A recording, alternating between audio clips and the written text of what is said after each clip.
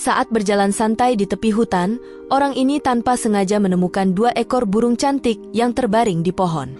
Seolah-olah mati, saat ia hendak menyentuh salah satunya, burung itu tiba-tiba mengepakkan sayap dan melesat ke udara, diikuti oleh temannya.